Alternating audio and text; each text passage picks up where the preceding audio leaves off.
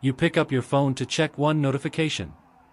90 minutes later, you're still scrolling, and you genuinely could not tell anyone what you were looking for. You didn't decide to spend 90 minutes this way. Nobody sits down and plans it. It happens in the gap between checking one thing and somehow ending up somewhere else entirely, a gap most people quietly blame on themselves, on weak willpower, on being bad with their phone. This happens to you almost every single day, and it is not an accident. It is not a lack of willpower either. It is the end result of one of the most quietly sophisticated psychological operations ever run on a species, and it didn't start with phones. It started in a casino, almost a century ago, with a pigeon. So here's the real question worth asking, not, why can't I put my phone down, because that question blames you for something that was engineered, deliberately, by people who studied exactly how to make it happen, tested it rigorously, and refined it for over a decade. The real question is, what did they actually discover about the human brain, and how did it end up controlling something you touch 200 times a day, in every pocket, on every continent, regardless of how intelligent, disciplined, or self-aware the person holding it happens to be? In the 1930s, a psychologist named B.F. Skinner at Harvard was running experiments on how animals learn. He put pigeons in a box with a lever. Press the lever, get a food pellet. Simple cause and effect. But then Skinner tried something else. Instead of rewarding the pigeon every single time it pressed the lever, he rewarded it randomly, sometimes after one press, sometimes after 10, no pattern the pigeon could predict. What happened next surprised even Skinner. The pigeon's pecking behavior didn't slow down when the reward became unpredictable. It exploded. Pigeons on this variable ratio schedule pecked harder, longer, and more compulsively than pigeons who got rewarded every single time, and continued pressing the lever long after the food ran out entirely, in a pattern of behavior Skinner's own notes described as remarkably difficult to extinguish once established. Predictable rewards satisfy an animal. Unpredictable rewards addict it. That single finding, sitting quietly in an academic journal for decades, would eventually become the blueprint for two of the most profitable industries on Earth, casinos, and much later, the phone sitting in your pocket right now. Picture a casino floor in Las Vegas in the early 2000s. Rows of slot machines humming under fluorescent light, each one engineered not by chance but by design teams who understood Skinner's research better than most psychologists did. Anthropologist Natasha Dow Schull of MIT spent over a decade embedded with slot machine designers and gamblers for her research, later published as Addiction by Design. What she documented was unsettling in its precision. Machines were tuned so that near misses, a jackpot symbol landing one line away from a win, triggered almost the same dopamine response as an actual win. Players weren't chasing money anymore, she found. Many described chasing something closer to a trance state, a rhythm, a zone they didn't want to leave even when they were losing. The machine wasn't selling luck. It was selling the exact unpredictable reward loop Skinner's pigeons couldn't resist. Now picture a lecture hall at Stanford University, sometime in the early 2000s. A researcher named B.J. Fogg is teaching a course that would eventually become one of the most consequential classes in Silicon Valley history. Fogg ran Stanford's Persuasive Technology Lab, where he taught a generation of future tech designers a simple formula: behavior change happens when trigger, ability, and motivation converge at the same moment. It sounds academic until you realize what happened next. Several of Fogg's own students went on to build core features at the largest social platforms in the world, taking that formula out of the lecture hall and directly into the product sitting on your home screen right now. Here's where the story stops being theoretical. In 2017, Sean Parker, Facebook's founding president, spoke publicly about the platform's early design philosophy at an Axios event. He described the guiding question behind features like the like button in blunt terms: how do we consume as much of your time and conscious attention as possible? He explained that the platform was designed to give users a small dopamine hit whenever someone liked or commented on something, which kept them coming back to post more, and check more, and refresh more. He called it, in his own words, exploiting a vulnerability in human psychology. The person who actually built that vulnerability into a physical action has spoken about it too, and what he said should genuinely unsettle you. Justin Rosenstein, an engineer who helped create Facebook's like button in 2007, gave interviews years later describing deep regret over what that single feature became. He talked about deliberately setting restrictions on his own phone, limiting his use of the very platforms he helped build, because he recognized in himself the same compulsive checking behavior the feature was designed to produce in everyone else. Around the same time, Ozzy Raskin, the designer credited with creating the infinite scroll feature used across nearly every major app today, said publicly that he regretted inventing it, estimating that the feature alone was responsible for enormous amounts of collectively wasted human time worldwide. These aren't outside critics. These are the engineers who built the mechanism, describing from the inside exactly how effective it turned out to be, and exactly how uneasy that success eventually made them feel. None of this happened by accident, and none of it happened without a manual. In 2014, author and behavioral design consultant Eyal published a book called Hooked: How to Build Habit-Forming Products, based on years of consulting work with Silicon Valley product teams. Eyal laid out what he called the hook model, a four-step cycle. A trigger prompts the user to open the app, an action follows, a variable reward is delivered, and finally the user makes a small investment, a comment, a follow, a saved post, that increases the odds they'll return and trigger the cycle again. Eyal wasn't describing a theory. He was documenting, in plain language, exactly what product teams across the industry were already doing deliberately, and handing them a repeatable framework to do it more effectively. The book became required reading inside product and growth teams at some of the largest technology companies in the world. Years later, Eyal himself began publicly emphasizing the importance of using his own model responsibly, going so far as to write a follow-up book focused on managing distraction, an implicit acknowledgement that the tool he'd handed an entire industry had, in many cases, been used without much restraint at all. Picture a growth team meeting inside a mid-size app company, a whiteboard covered in a four-box diagram that looks suspiciously familiar if you've read Eyal's book. Trigger, action, reward, investment. Someone points to the reward box and asks whether it should be predictable or variable. The senior product lead doesn't hesitate. Variable performs better, they say. We've already A/B tested both versions against each other for weeks and the data isn't close. Nobody in that room needs to have heard of B.F. Skinner or a pigeon in a Harvard lab to be running his exact discovery, refined and formalized into a slide deck, presented as neutral, standard growth strategy, because by now it simply is, taught in boot camps and onboarding decks with no mention of pigeons at all. Short-form video took this further than almost anything before it, and the reason is worth understanding on its own.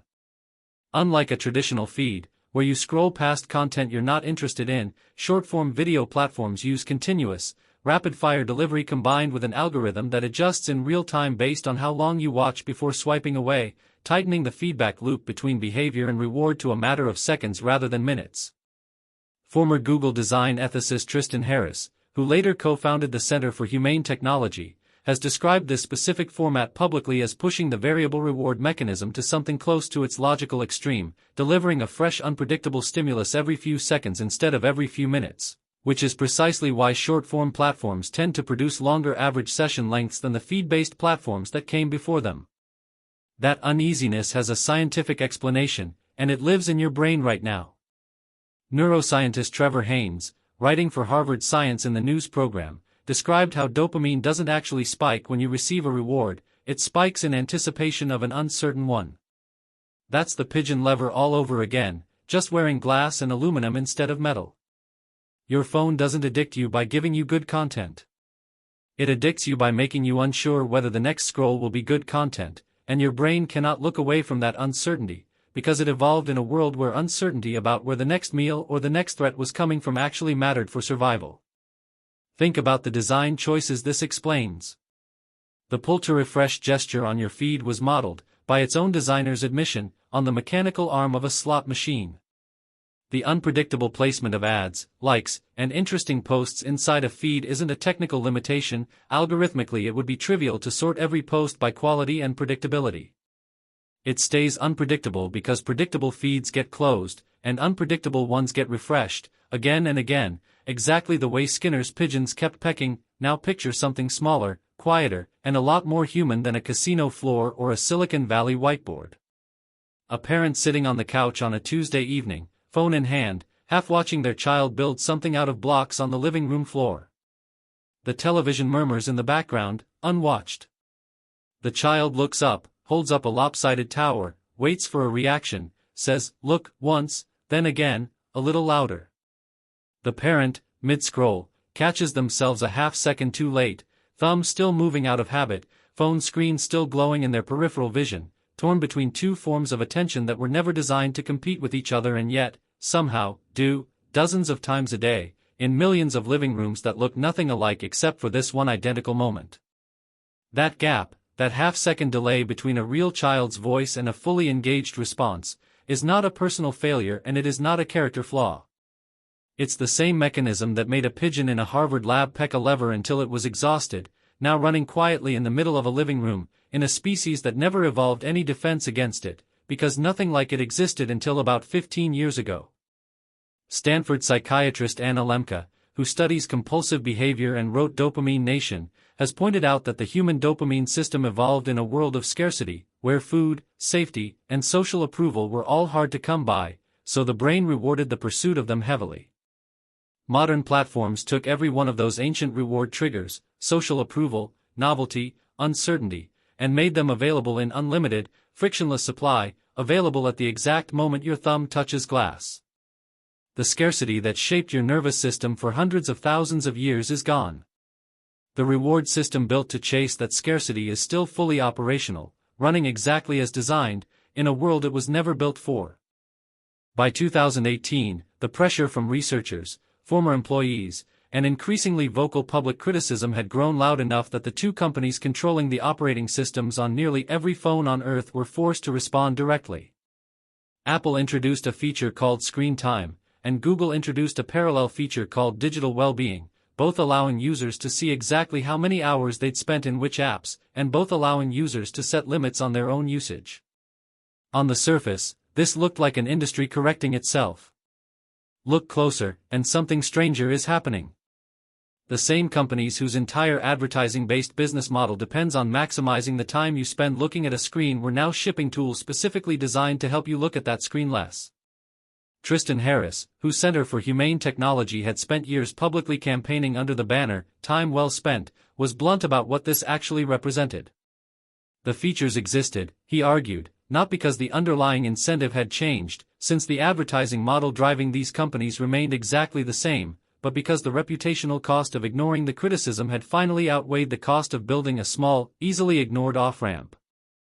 Most users, Harris pointed out, check these screen time reports the way people glance at a gym membership they rarely use, aware it exists, rarely acting on what it shows them, because the underlying trigger, action, variable reward, and investment cycle keeps running quietly underneath the tracking tool, unaffected by its presence. The population where this mechanism has been studied most closely, and where the findings are hardest to look away from, is adolescents. Psychologist Jean Twenge at San Diego State University spent years analyzing large-scale survey data tracking teenagers' well-being alongside their smartphone and social media use, published extensively including in her book iGen. Twenge documented a sharp, measurable shift beginning around 2012, the same period when smartphone ownership among teenagers crossed a critical threshold, coinciding with rising rates of reported loneliness, anxiety, and disrupted sleep among adolescents across the datasets she examined, patterns that showed up consistently across multiple independent surveys rather than a single isolated dataset.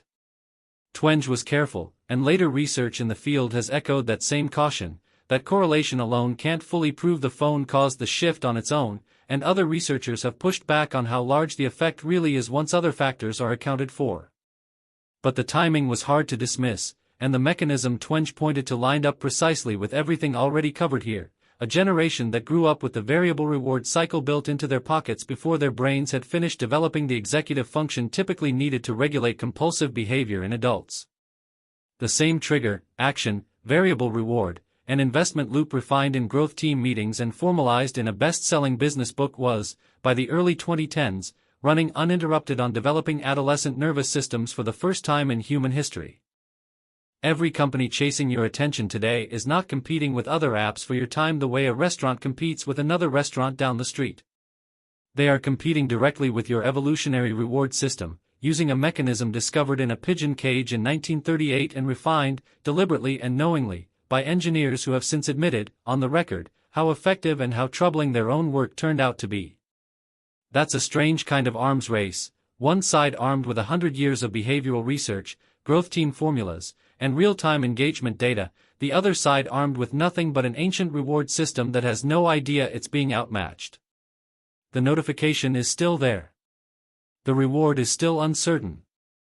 And somewhere in your brain, a mechanism built for scarcity is still convinced that this next scroll might finally be the one that matters, even as the people who built that mechanism into your phone have started building limits into their own, and even as researchers keep finding the same pattern showing up earliest and hardest in the generation that never got to grow up without it. If topics like this are your kind of rabbit hole, this channel exists for exactly this, the hidden systems still running underneath modern life, explained through the people who actually built them. See you in the next one.